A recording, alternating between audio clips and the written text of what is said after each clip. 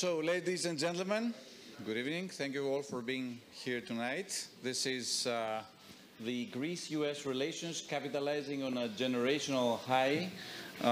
This event organized by ELIAMEP and College-U.S. in Athens. I'm Apostolos Magiriadis. I'm the news anchor of ERT, the Hellenic Broadcasting Corporation. I'm also here as a capacity of an old intern of ELIAMEP back in the 90s and a student of Theodore Couloumbis back in the 90s. He was a star professor. Lukas Tsoukalis, the president of ELIAMEP. Mr. Tsoukalis is also, and Mr. Kathimerini, all professors of our public administration and political science department back in the 90s. That was years that we all remember with great memories. We all loved Theodore Couloumbis, and we all honor his legacy, of course. Let me just say that we will have Katerina Sokou tonight, who is presenting her paper. She's the inaugural Theodore Couloumbis Fellow on Greek-U.S. relations, and she will take the floor right away. But before that, and after that, of course, we'll have a discussion with Mr. Thanos Dokos and Katerina on the research paper. Please allow me to call on the floor Mr. Alexis Flaktopoulos. He is the executive chair of the Board of Trustees College here in Athens, and he will say a few words, and then we'll have Mr. Tsoukalis. Thank you.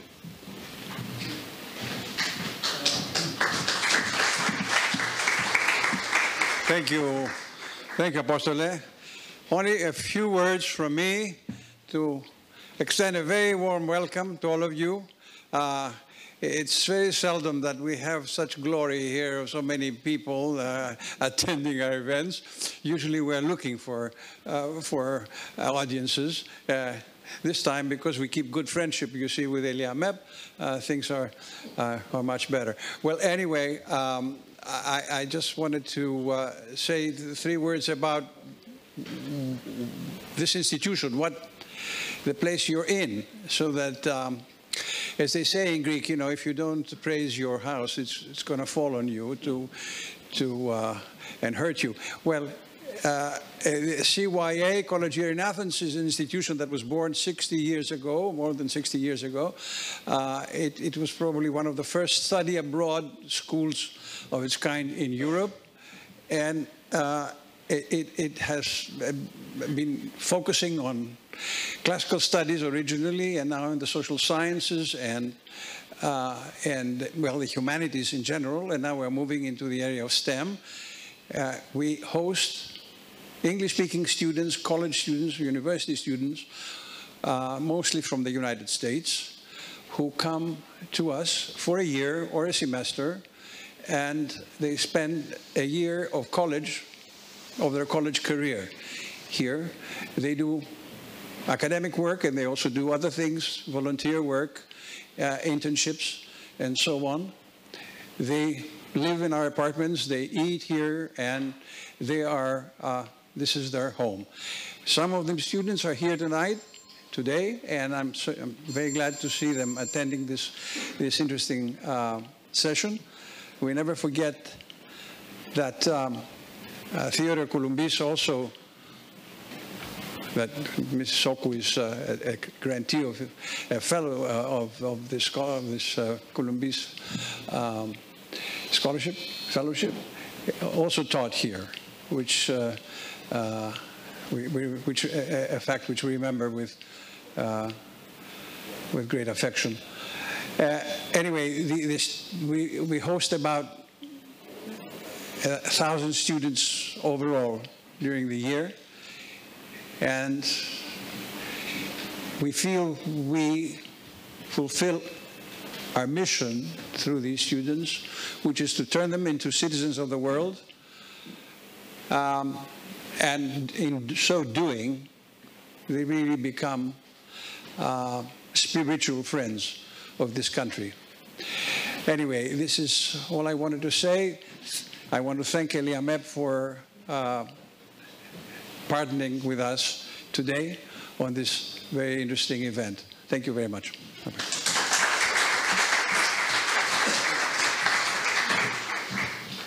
Thank you very much, Mr. Philiktopoulos, for hosting this event tonight. Mr. Lukas Tsoukalis, the President of the Board of Directors of ELIAMEP, will address the floor. Thank you.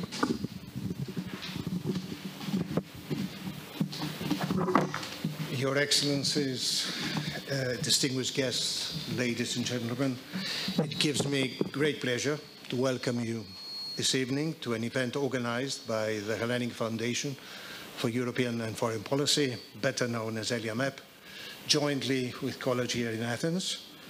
We are here to launch and discuss a policy paper written by Ms. Katerina Sokou entitled Greece-U.S. Relations, Capitalizing on a Generational High.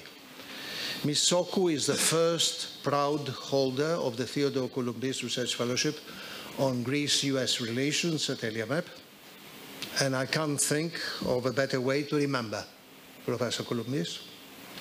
He was a wise man.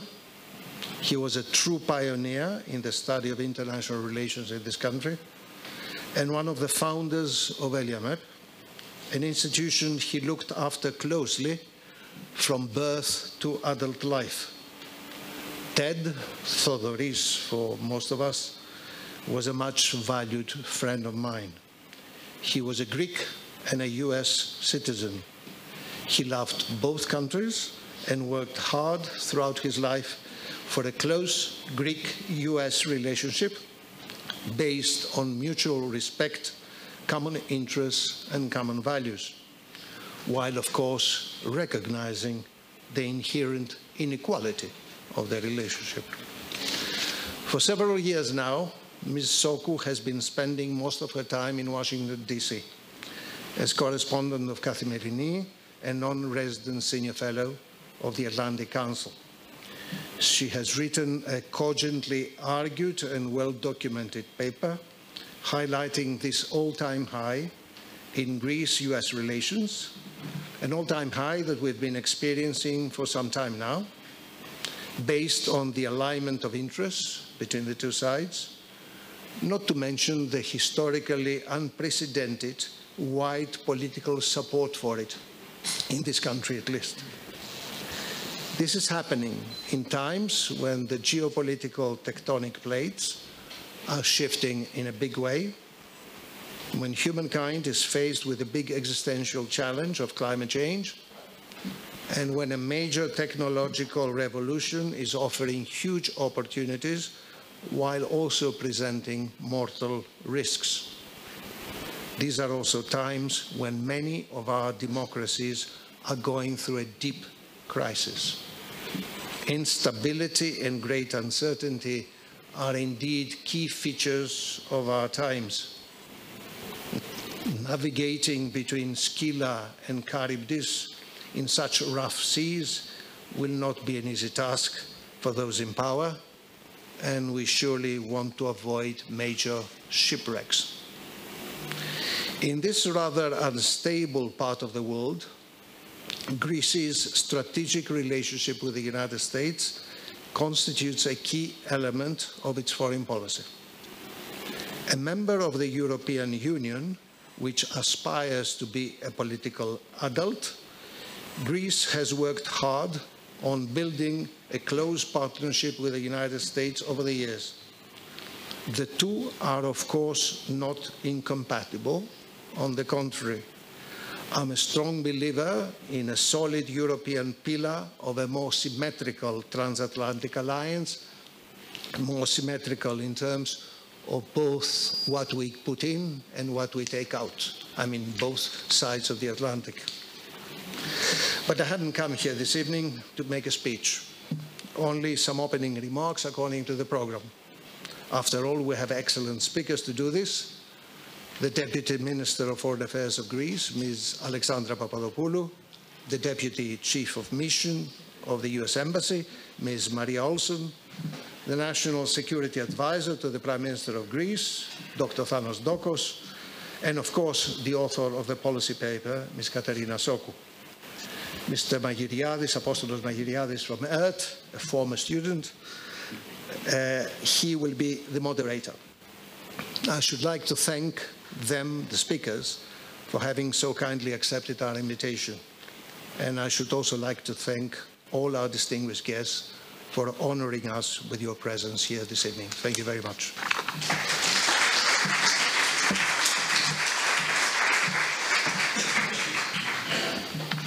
Hello, good afternoon from me as well. I am Katerina Sokou,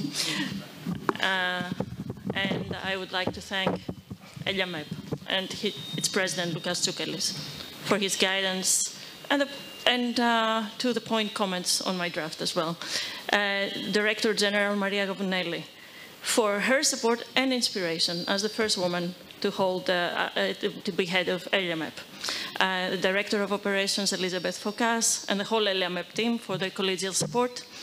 And to the former director, actually, George Pagoulatos, for his partnership and for bringing me into the ELIAMEP community. As the longer I stay abroad, the more I appreciate the need and the benefit of cultivating such ties to the homeland. Of course, this fellowship honors the work and legacy of Theodore Couloumbis. He's been called the father of international relations in Greece, and he certainly put Greece-U.S. relations, our most important bilateral relationship, in a theoretical framework.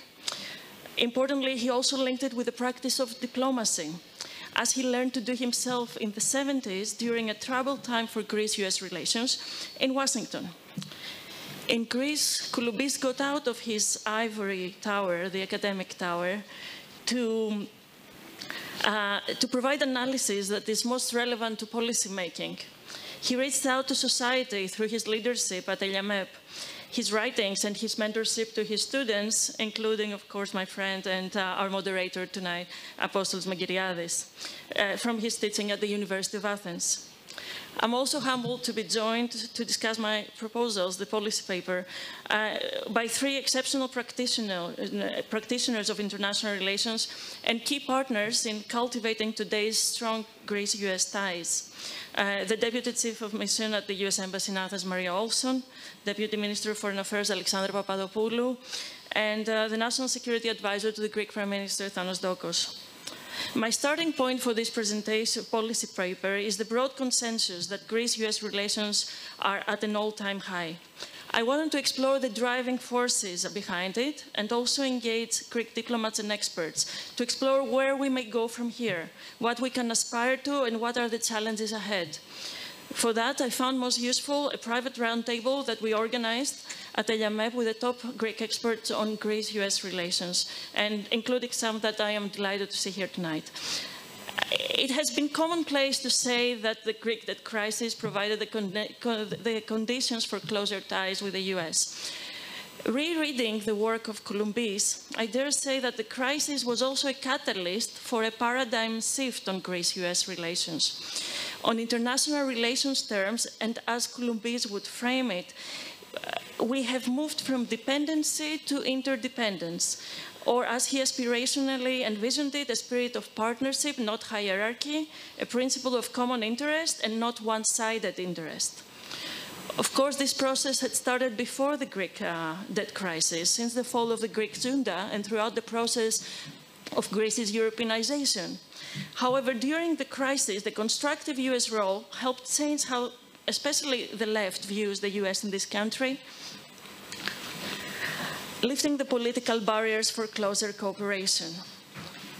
Since then, there is an alignment of interests in promoting peace and prosperity in Greece's neighborhood and a greater role that Greece is willing to undertake to that end, leading to a closer strategic partnership with the United States. First, Greece and the United States share a similar analysis of the global challenges and how they affect Greece's neighborhood. The diplomatic reference to common values and the historic relationships certainly helps. So do the close people-to-people ties. However, at a time of systemic volatility and great power competition, the US is keen to work with allies like Greece that have aligned interests to share the burden of stabilizing and safeguarding a volatile region, especially with the hot war going on at the heart of Europe. Secondly, and to the question, why partner with Greece? The answer is because Greece has reclaimed its regional role and has built diplomatic credibility, starting with the Prespa Agreement. It has contributed to stabilizing partnerships in the Eastern Mediterranean and beyond. And the Mitsotakis government in particular is taking constructive initiatives in the context of the European Union and internationally to help address even global challenges. And in the context of Russia's war in Ukraine, Greece has gained in geopolitical relevance as it supports NATO's eastern flank and contributes to energy security in Southeast Europe and beyond. As a result, it has proved to be a reliable ally in its region and an indispensable strategic partner for the United States. It may be commonplace to hear, yet Greece is indeed claiming a more ambitious role in the emerging global security architecture. And as Greek foreign policy has become more ambitious, so have Greece-U.S. relations. So I argue that there is a generational opportunity to capitalize on the progress made and invest in projects that deepen bilateral ties and expand our strong people-to-people ties to benefit both countries, and especially Greece as it seeks to recover from the financial crisis. We can maintain the momentum and deepen our cooperation by building on joint institutions and policy tools, such as the strategic dialogue, focus in areas such as regional cooperation, trade and investment, defense and security, leverage our strong people-to-people ties, and importantly, the Greek diaspora in the US, to expand our business ties, technology transfer, energy cooperation, educational exchanges, and jointly address the challenges of our time, such as decarbonization and the effects of climate change. I also argue that as the US administration seeks to work with its partners to address the revisionism of authoritarian governments, targeting Russia and China in particular, Greece has the opportunity to safeguard its own national interest by working with the US to promote a rules-based international system that also addresses Turkey's revisionism. In the policy paper, I saw how the US national security strategy may fit with the Greek one. Greece has the chance to use the Biden administration's emphasis on the rules-based international order to promote a resolution of Greek-Turkish differences based on international law. I should know that even though the United States has not ratified the UN Convention on the Law of the Sea, it has recognized Greece's sovereign rights and jurisdiction in accordance with the international law of the sea. But even as Greece-U.S. relations now portray a new paradigm, that of a voluntary and mutually beneficial strategic partnership that enjoys wide political support in both countries, there are risks. Political, systemic, strategic, even hybrid challenges abound. Safeguarding their strategic partnership from political discord and external threats will be key. The current political consensus on the value of the bilateral partnership could still be undermined by American isolationism, also by Greek nationalism. Indeed, the question of the future direction of Turkey is central to Greek national security considerations. So, whether it is transactional or not, a US relationship with Turkey that ignores Turkey's revisionism could weigh on Greece-US relations. However, at this juncture, Turkey's re-engagement with the West passes through its relations with Greece, giving Athens the opportunity to include its terms and sensitivities to the process. For the US, breaking out of the troubled triangle with Turkey and Greece that Professor Couloumbis first described in his work is not entirely possible while their differences remain unresolved. But whether Turkey remains tied to the West or not, Greece's role in the Western Alliance has increased in strategic importance in line with its own foreign policy ambitions. Its strategic importance is also appreciated now in the United States. And it seems to me that a worthy aspiration for both Greek and American diplomats would be for Greece-US relations to be independent from US-Turkey relations. In closing, at a time of systemic change in the global security architecture, Greece is no longer the client state of a hegemonic power, but a reliable ally moored in the Western Alliance and a voluntary European partner in the region. This provides Greece with the opportunity to further strengthen and capitalize on its bilateral relations with the United States in line with its national security interests, its international commitments, and its values. Thank you.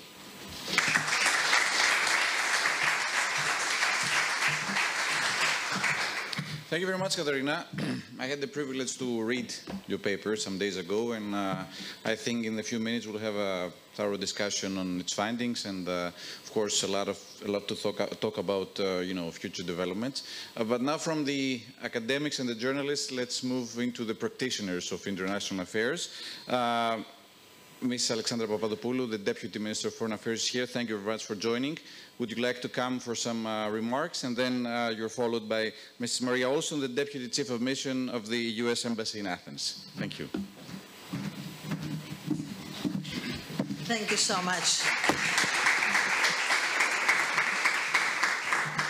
And until 2 months ago, I was the Greek ambassador to Washington, and I had the chance and the great opportunity to work together with Katerina Sokou and some other very prominent Greek Americans who know the corridors and the scenes of power in Washington, and helped me a lot in my work to try to redefine with the then new Greek government the relationship between the United States and Greece.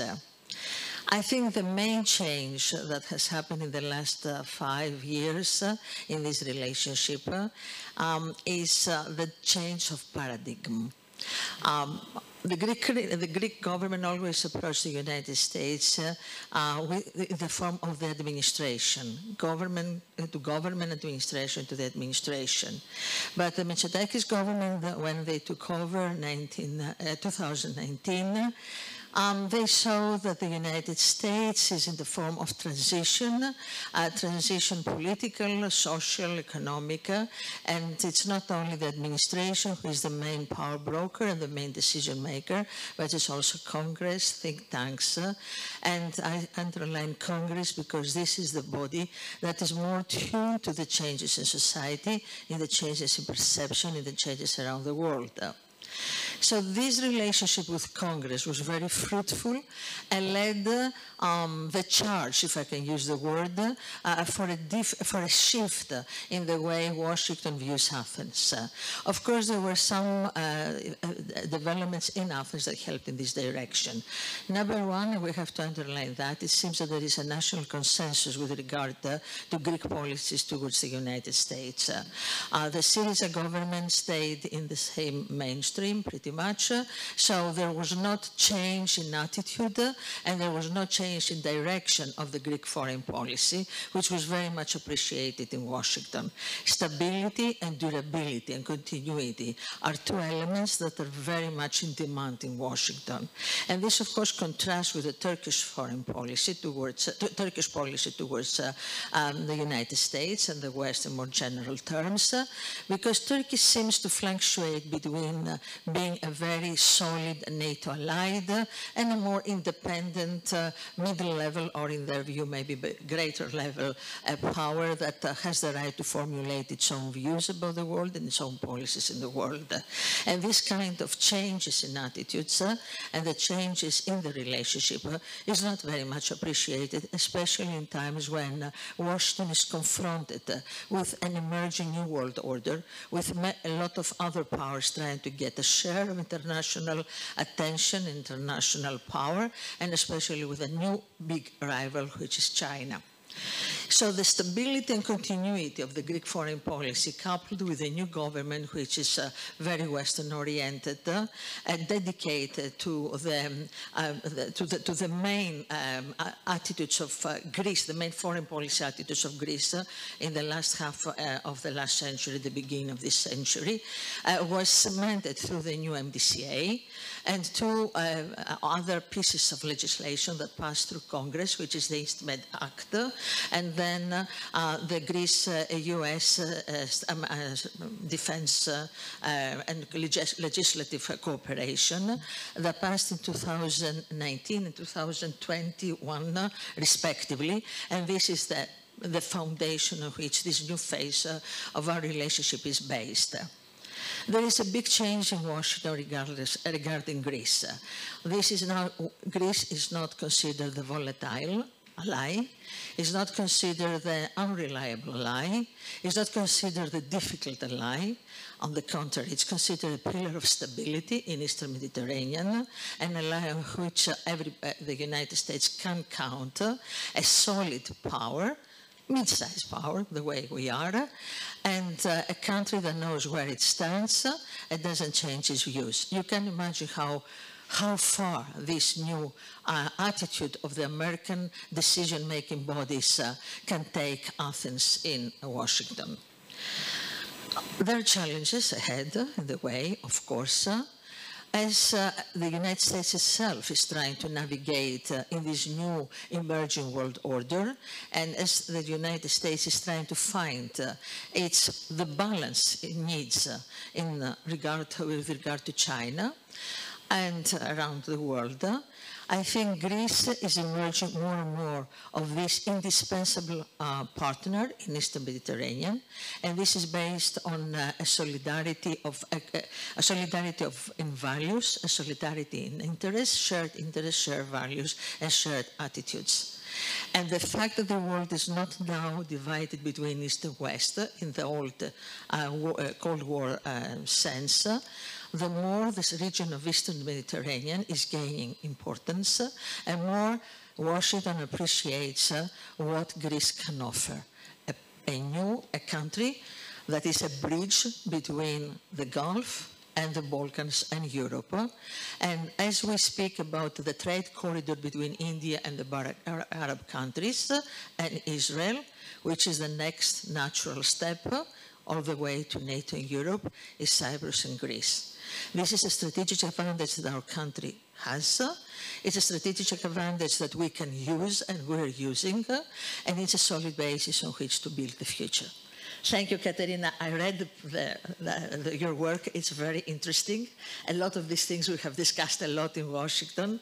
Thank you for your contribution to this, to enhancing the Greek-U.S. relationship, and thank you for all your help in Washington.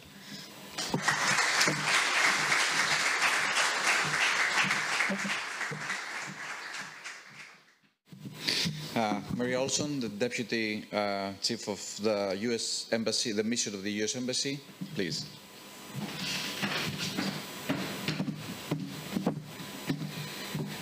So first, Katerina, thank you so much. We've been on a panel together in Washington. I also read your paper with great interest. Thank you for the specific and tangible ideas and the history in it. And it's also an honor to join such esteemed ambassadors, Professor Tsoukalis, Ambassador Papadopoulou, who I know very well from our time in Washington, and Dr. Dokos. Thank you. It's also really great to be here with all of you, some of who I've met out and about, but as you all know, my ambassador is often the external-facing person in the U.S. Embassy, and a lot of my job focuses on managing all of our big team inside. So I'm really delighted to have the chance to come here and engage with you. As we heard today, the world continues to witness significant shifts in the geopolitical landscape. We face the critical challenge of heightened competition between democracies and autocracies. We face demographic shifts and an increasingly complex information environment.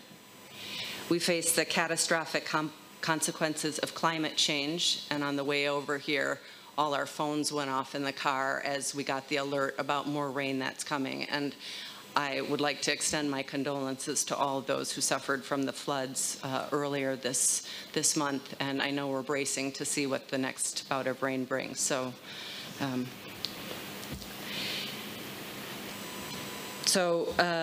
we face the catastrophic consequences of climate change, and but we're also lucky to stand side by side with our close ally in facing these challenges together.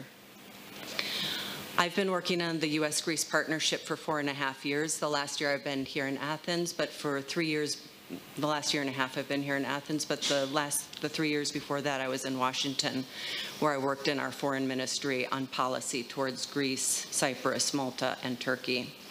And I've been amazed at not only how stable and reliable our relationship is on both sides, but also how we have pressed forward to deepen and strengthen the relationship in a lot of ways that will ensure a better future for the people of both our nations.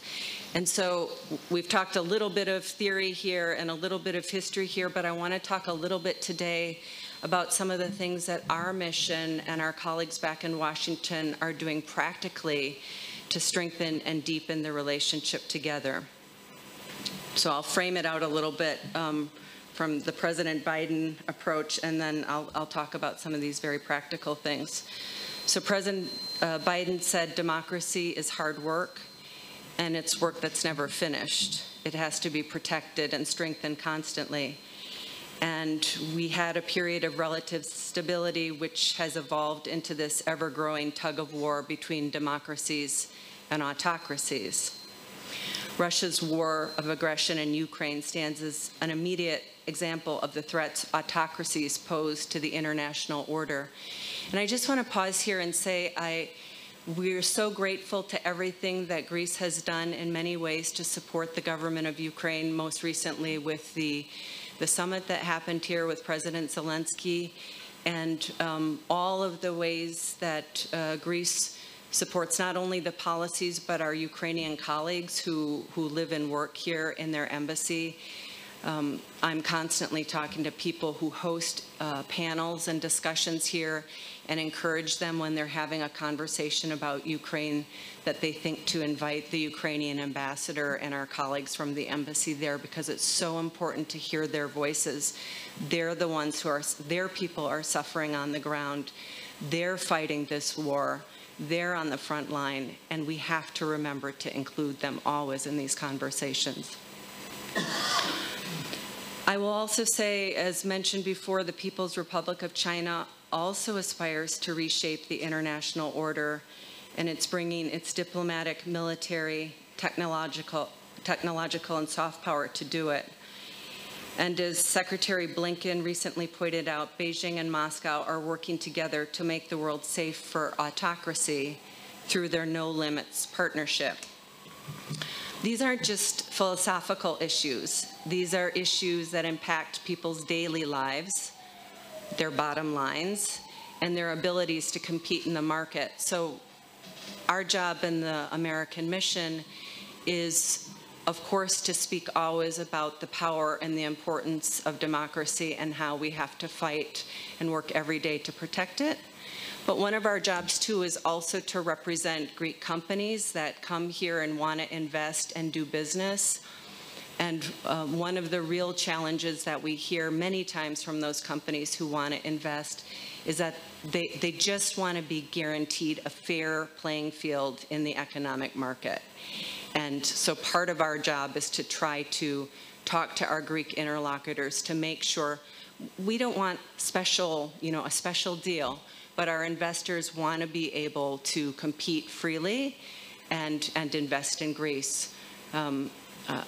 We've seen a surge of investment here by American companies who recognize the value of the Greek workforce, which is a wonderfully educated workforce, an English-speaking workforce, and a very dedicated workforce. And I think our companies recognize this value, but they just want to be able to compete. I think we can't have a discussion about security and our shared futures without continuing to address the critical issue of energy. The recent transformation of the Greek energy environment has been impressive. Just 5 years ago, 2/3 of Greece's natural gas imports came from Russia. Today, that percentage has fallen by more than, I think, 30%. And during that same period, we've seen U.S. gas imports to Greece increase from just 2 to nearly 20%. It's no exaggeration to say energy is a key pillar in the U.S.-Greece strategic relationship. You can see it in the increased imports of U.S. LNG to Greece, or exports of our LNG to Greece. You can see it in the extraordinary progress in the rollout of regional energy infrastructure, the expansion of the Revithousa terminal near Athens, the completion of the TAP pipeline, and the progress made on the floating regasification unit at Alexandroupoli. I came to Greece back in 2019, and the guy from Gas Trade sat down with me in our embassy and kind of walked me through just what an FSRU was. I had no idea. And I had the privilege of going there, going up to Alexandroupoli at different points in my time here and seeing kind of how they were building out that FSRU facility, which is amazing. These developments aren't just limited to Greece. Greece is looking beyond its borders to help its neighbors diversify their gas supplies away from Russia. And Greece's leadership on the energy transition is bringing greater economic unity to the region and really strengthening the security of Europe at a time when Russia is using revenues from sales of its cheap energy to sow conflict and bring instability. And I have to say, I served in Russia from 2016 to 2018, and you know, it was a very interesting and illuminating experience. And I think that we together collectively are off to a great start in this energy partnership, but there's a lot more we can do. I think you saw in the news a few months ago that my ambassador went to Alexandroupoli and went with several ambassadors from Balkans countries to just talk about the importance of Alexandroupoli. And we're talking about having him do a trip through the region to Bulgaria and Romania and also possibly to Moldova to explore other opportunities of ways that practically we can work with the government of Greece and figure out ways to bring in investment to help create more of a movement of energy up into the Balkans. So I want to talk a little bit about another topic that's very personally near to my heart, but it's also very important for policy reasons and important for Greece in terms of its future workforce. These are the principles of diversity, equity, inclusion, and accessibility, and how we, the United States, and hopefully Greece, integrates these principles into our foreign policy. At our embassy, we've made it a priority to partner with colleagues at all levels of the Greek government to make sure that children and youth have equal access to opportunity in education, job markets, and beyond.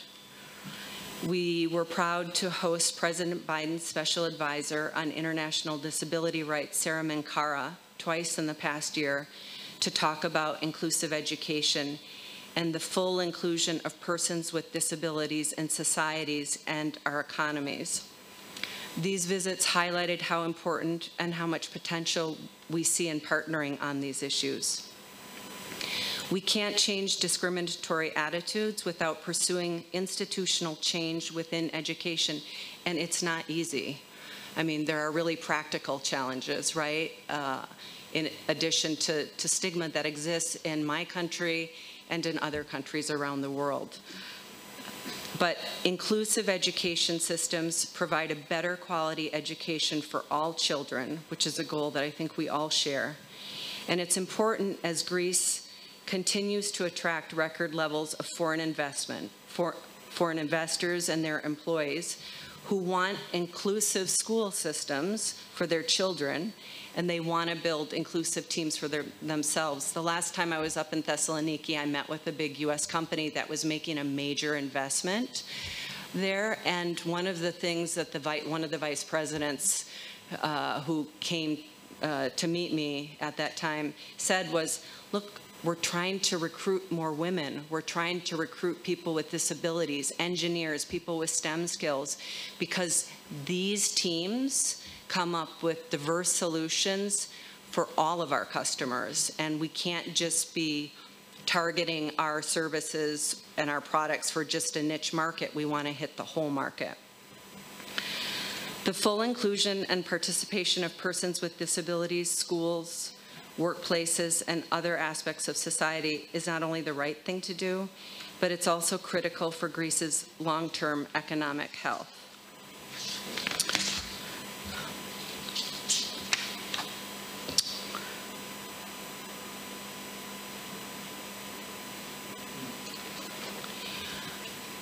Finally, I want to talk about Europride, which is a pan-European international LGBTQI festival, which is going to take place next year in Thessaloniki.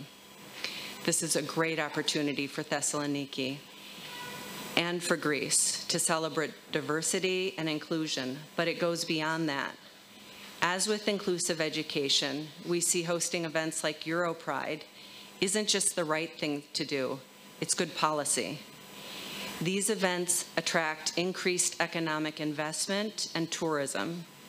They galvanize interest in advancing the rights of LGBTQI+ persons, which will be very helpful in drawing international focus on Greece's successes, and they show that inclusive policies can have tangible social and economic benefits for local communities. For those of us gathered here tonight, whether we're journalists, academics, diplomats, students, or active citizens, or all of those things, we play a critical role in analyzing and understanding the evolving dynamics of international relations. But as a journalist I was a journalist before, and then I became a diplomat 25 years ago. As somebody who's worked in diplomacy now for a long time, and there are many other diplomats in the room, so I'll look to you to see if you're nodding as I'm saying this, but the longer I serve in this business, the more I realize that one of the best kinds of diplomacy that you can do is you can look for places where your two countries' interests overlap, and you can look for really tangible, practical ways to build partnerships and accomplish projects and change policies and convene people that result in real differences that have tangible impacts on the lives of actual human beings. And it's hard to do. It's really hard to do. It's easy to talk at the 30,000 foot. It's really hard to come up with policies that make a difference. So I encourage all of my team every day to be really entrepreneurial in their work, to look for these opportunities. And we really want to look for opportunities where we can work together with Greece, be it on energy, on inclusive education, on LGBTQI+ issues, on helping promote a good Europride, and in other areas. So I think the deepened U.S.-Greek relationship is a testament and will be a testament to the enduring strength of democratic partnerships. Together, we can face the challenges of our time, contribute to regional stability, and advance this really important cause of freedom and democracy, not just for ourselves, but for our kids and their kids. Thank you.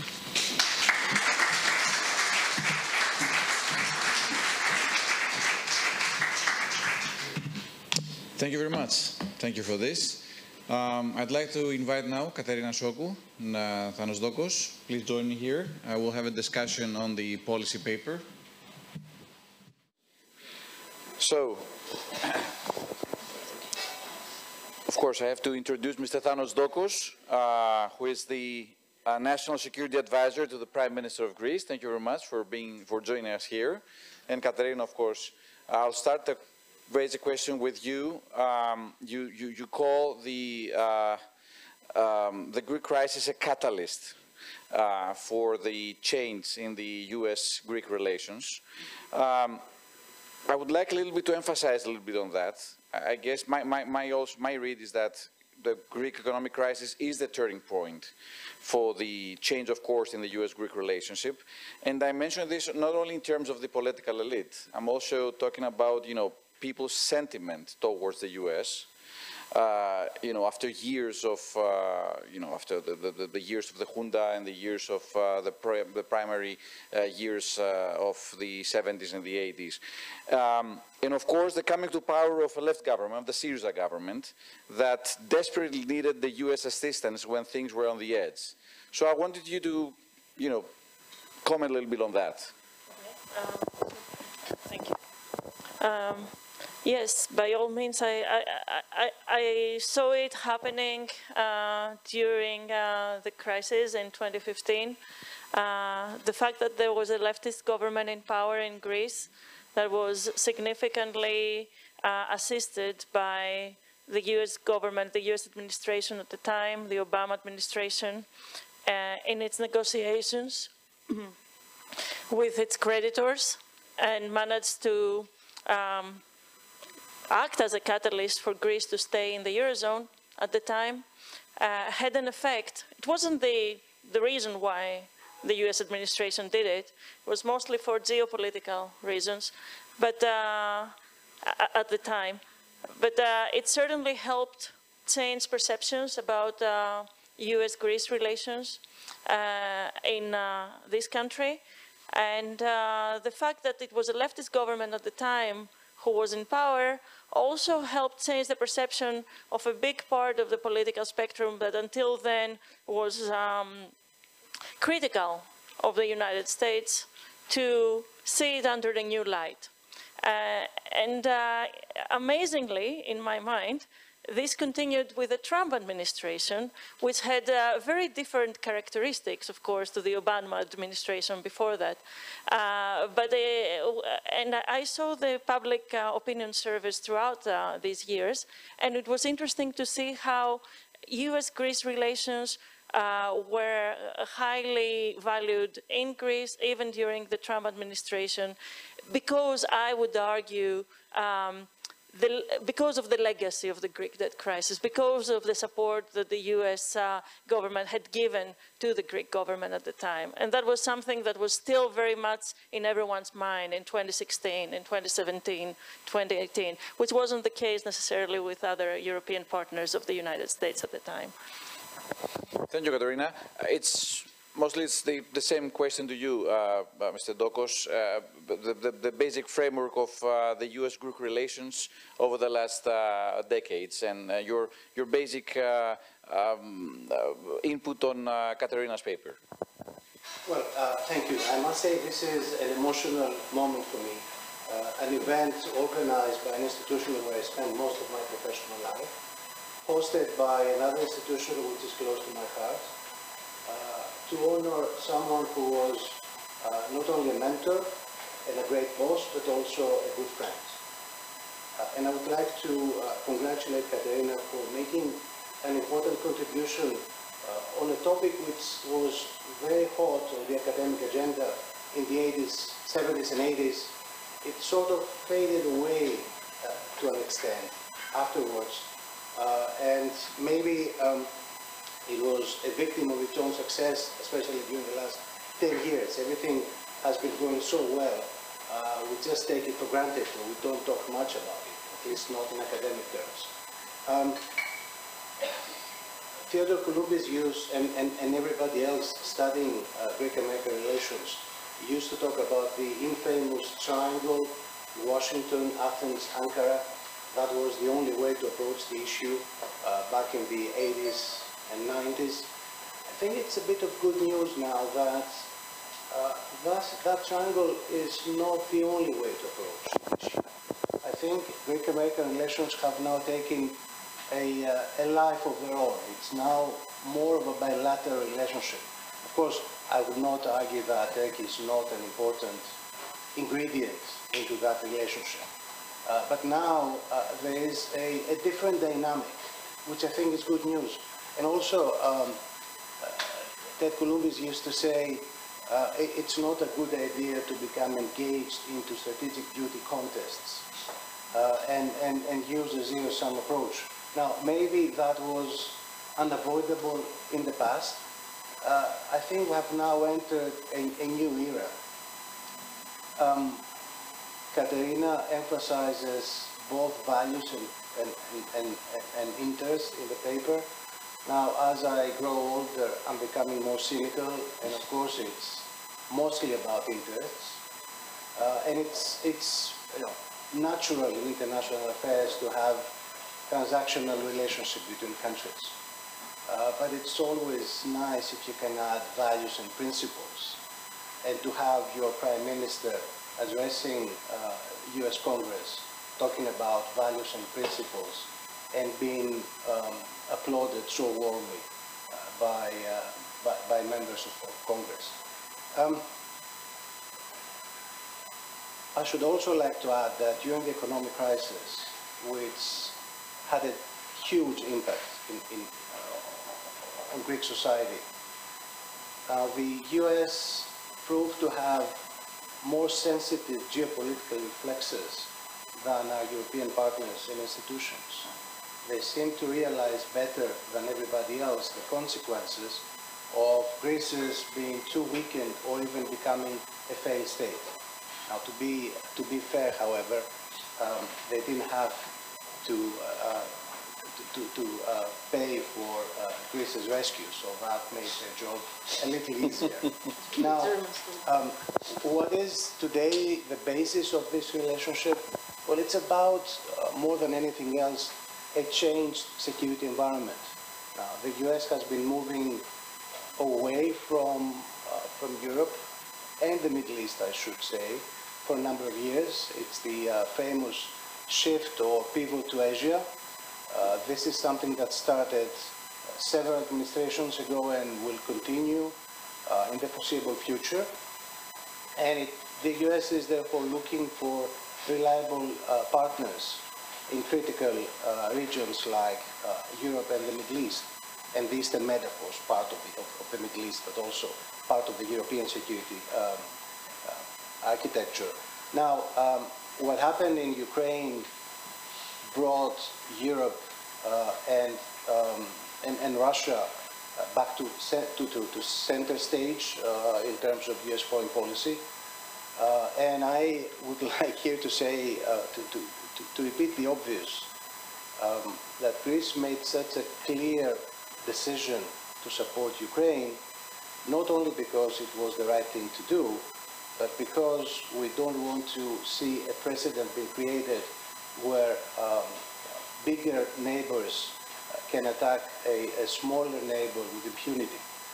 Because at the end of the day, we could see ourselves in Ukraine's position. So the choice was easy for Greece. Having said that, and going back to my point about long-term trends, I think the shift to Asia is going to continue. Therefore, the US's need to find reliable partners and allies in critical regions will continue to be there.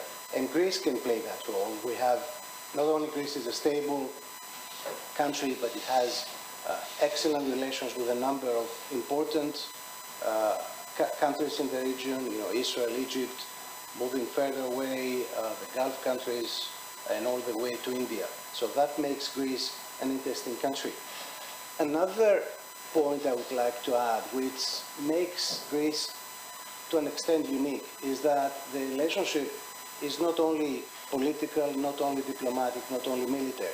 It's all of that, plus now there is strong business and economic interest, education, climate change, you name it.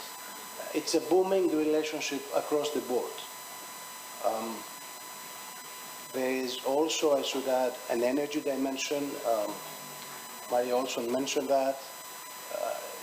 There is a shared interest by Greece and the US to diversify sources of supply for the European continent, both in terms of energy, but also looking at some new ideas of establishing corridors, which Katerina mentioned in her conclusions from the Indian Ocean all the way to Europe. Now, also alternative corridors for the transportation of goods, as supply chains is becoming something we all worry about. Perhaps a couple of final points, if I may, about the long-term prospects. Strategic value is not something static. Like beauty, it lies in the eye of the beholder. So we should not take it for granted. It should be cultivated, nurtured, so that it continues to grow. And this is something we need to do in the case of US-American relations, Greek-American relations as well. I should also add, and that will be my last point, there has been impressive bipartisan support on both sides. Now, we Greeks are not strong in building consensus in politics, that has been an exception which I hope could be perhaps the rule in the future.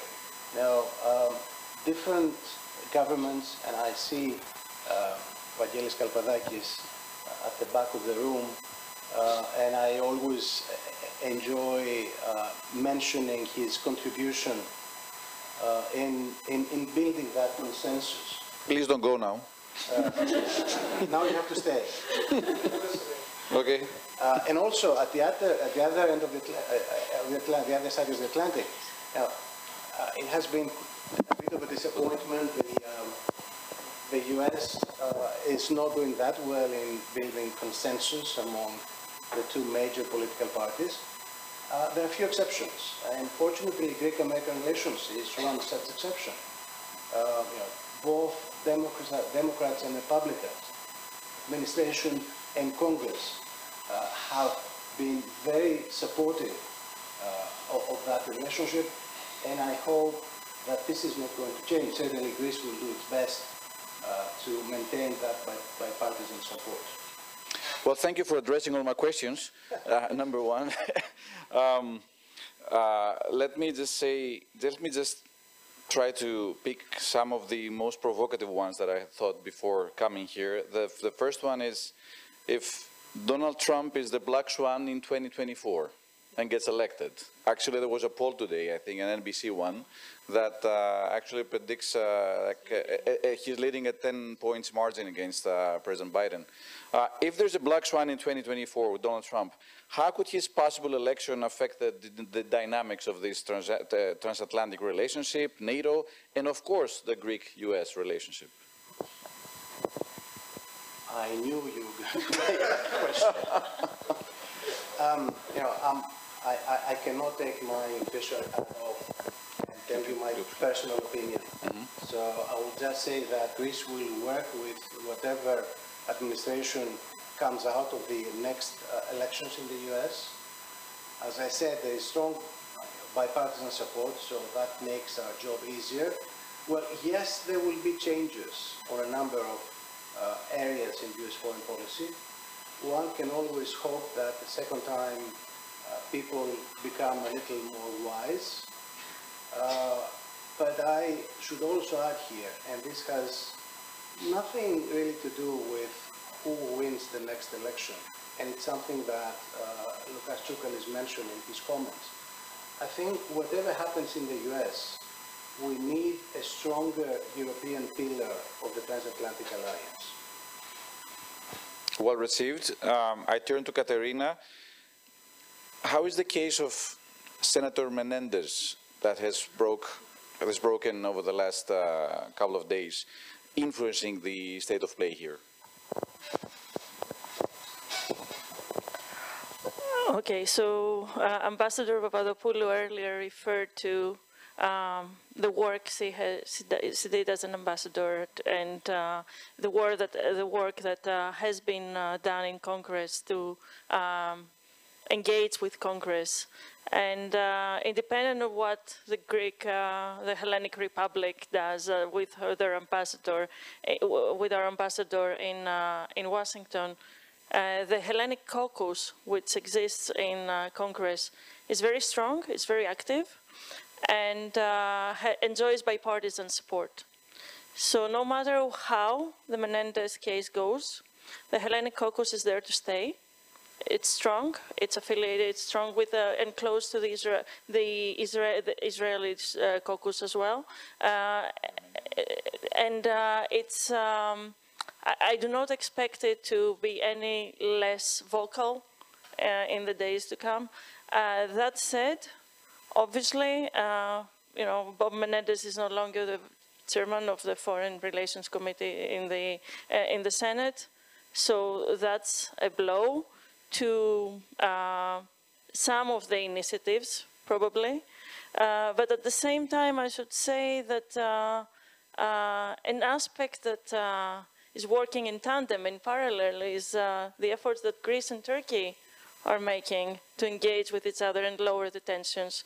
And that might work complementary to whatever the Hellenic caucus does in Congress in order to make it possible for a solution to the F-16 that also safeguards Greek national interests. So a little bit of both. I think the Hellenic caucus will still do what they have to do, what they feel like they should be doing as Greek Americans. And the Hellenic Republic is doing its part to help lower tensions with Turkey. Thank you, Katerina. You gave me a nice transition to go back to Mr. Dokos and say, if we discussed a little while ago that the Greek economic crisis was the turning point in the Greek-U.S. relationship, I wonder whether the war in Ukraine was the turning point for the Greek-Turkish relationship. There's a number of people who actually view the Turkey's re-engagement with the West, that it passes through its relationship with Greece, and that there is a widespread belief that the agreed positive agenda was in many terms encouraged by the U.S. administration. So the question here is, first of all, do you see any progress ahead of us? I know Ms. Papadopoulou is in front of us, who is probably the best person to answer in this room, but I would like to listen to your views and whether you sense that this turning point is actually, you know, a corridor to something better, something brighter. Well, there's no doubt that one of the main stakes the U.S. has in the situation is to prevent any kind of conflict between two important allies, especially at a time where a shooting war is taking place next door. So obviously the U.S. encouraged both sides to improve their relations. There were a couple of events. It reminds us of the earthquake diplomacy, acts of God facilitating an improvement in relations. Now, there's now a step-by-step approach agreed by both sides on the positive agenda, on confidence-building measures, political dialogue. One has to be cautiously optimistic, do our best on our side to maintain that positive atmosphere, and hope that at the end of the process, which is going to be a long process anyway, there might be some practical results as well. Let's wait and see on that. Katerina, the 3+1 schemes of cooperation in the southeastern the Southeast Europe and Mediterranean are, of course, encouraged by the U.S. government. I'm talking about the Greece-Cyprus-Israel scheme, Greece-Cyprus-Egypt. I even remember Secretary Pompeo 3 years ago coming to one of these meetings. Could we see a more active role of the U.S. In the near future? And whether you sense there is also a Turkish presence in that whole equation? Well, I certainly make the case in the policy paper that I hope to see more U.S. engagement on a higher level on the 3+1. And as for Turkey, I would say that it depends on Turkey, right? I mean, I will be diplomatic on the response, but it's the reality of the matter that it depends on whether it, I don't know, recognizes the Cyprus Republic, for example. How can you be a member of the 3+1 without recognizing one of the players? So there's still some work to be done there for Turkey to enter, I think.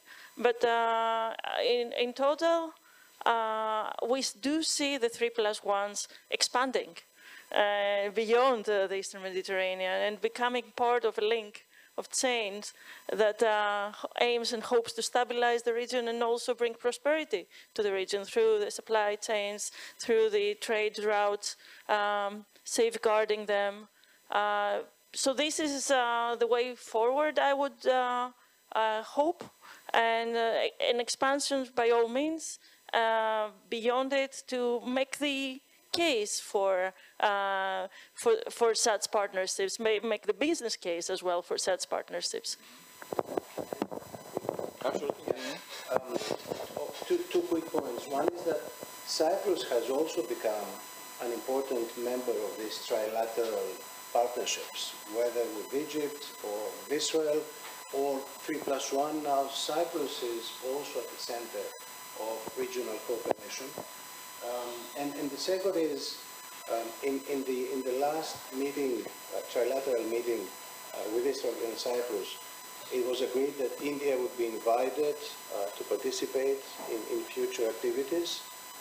And one can see, following Katerina's logic, that the U.S. might be interested in a broader scheme, whether that will be a 4+1 or any other variable geometry scheme to add countries with aligned interests, either in the Gulf region or all the way to India.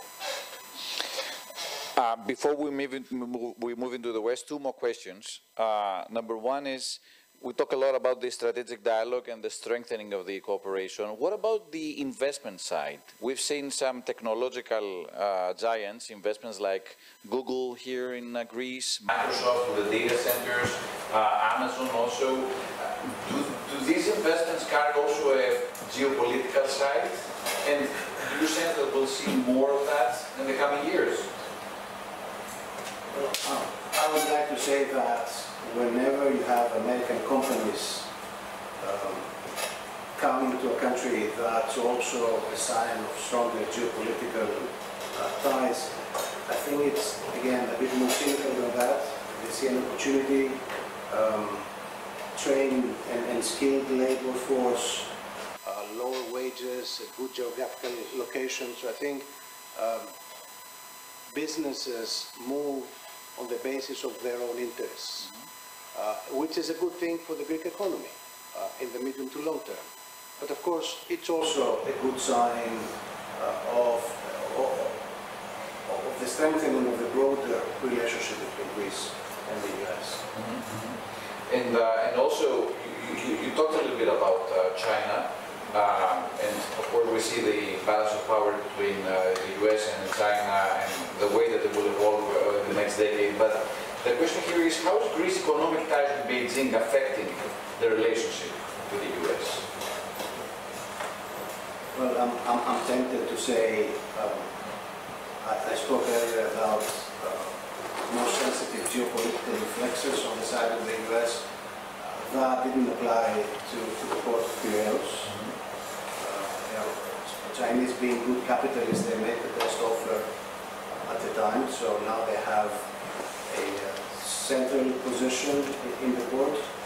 But looking at the broader picture, I think Greece has made all the right decisions about 5G, about investment in critical infrastructure. So we are fully aligned with the position of our transatlantic allies. At the same time, enjoying a good relationship with a major power like China, which Greece cannot afford to alienate. So I think this is a fine line Greece is walking, but so far we're not doing that bad. All right. Finally, Katerina, I know you don't hold a crystal ball here, but you've been in the U.S. over the last decade, maybe a little more than that. If things were to progress in a linear way, how do you see this cooperation evolving during the current, decade? One thing I know, there's no linearity. Not in our times. I saw, one of the last writings of Professor Couloumbis at the start of the 21st century, in the middle of the Iraq War. He wrote a prologue to Joseph Nye's book, The Paradox of American Power. And there he said that the greatest threat for global security for the planet in the new century would be the gradual estrangement or even confrontation between the European Union and the United States. And it struck a chord because things happen in politics, and you may end up with a second Trump presidency or not. And this, you cannot afford to think that it will not affect relations, especially transatlantic relations, especially at a time when the stakes are so high. But that being said, I think the challenge here and the opportunity at the same time is for the transatlantic alliance to stay together And I think Greece is doing its part in its own bilateral relationship with the US on that front. So I would see more of that happening, no matter who the next president of the US is. Let's stay optimistic. Thank you very much, Katerina Sokou. Thank you very much, Mr. Thanos Dokos, for your participation today. There is a reception back there, back at the room, and you'll have some time to talk with Katerina, with Thanos Dokos, of course, with Mrs. Papadopoulou and everyone else. Thank you very much for attending. Thank you.